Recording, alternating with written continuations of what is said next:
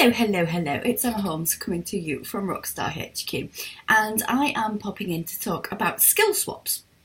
And skill swaps are quite commonplace. You know, I'll do this for you if you do this for me. But there are some things that you need to be cautious of. And I do very, very few skill swaps, like hardly any at all. I can only think of one skill swap that I've done for a very long time.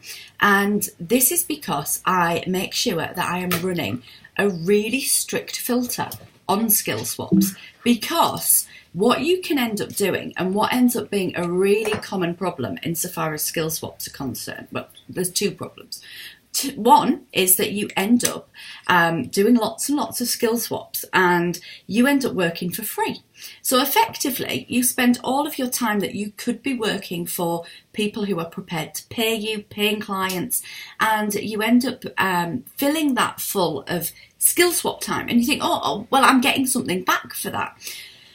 Often what is the case is that your quest for free stops you earning money. So your quest to get help and support from other people without paying for that help and support means that you don't have the time and space and energy to actually fulfill work for paying clients. So you prioritise the skill swap for free in exchange for work from paying clients. So it's very important that you weigh up how much you would be spending and expending in terms of time, effort, energy and attention. Make sure that you know what those look like before you make any decisions on a skill swap.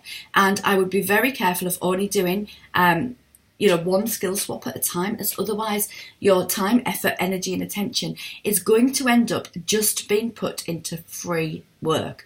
And your quest to get something back for free has resulted in you having to work for free. The other one is staying in exchange with a skill swap.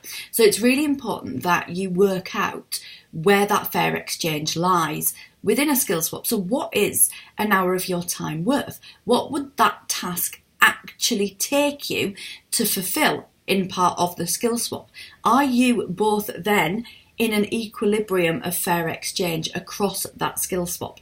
So it's really important that you look at, where you are expending your time when it comes to skill swaps. And just below this video, I'm going to pop a link for a little worksheet that you can work through that is how to make good decisions.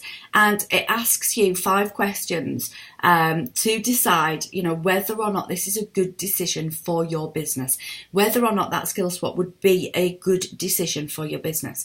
Because the last thing that you want to do is end up doing stacks and stacks of work for free. And the other thing that you don't want to do is end up being out of exchange and feeling resentful for ever taking on that skill swap. So it's just a little bit of a heads up to get you thinking, because I know that, particularly when we start out and particularly at the beginning, skill swaps are things that we seek out because we think, well, we can't afford yet to invest in certain things.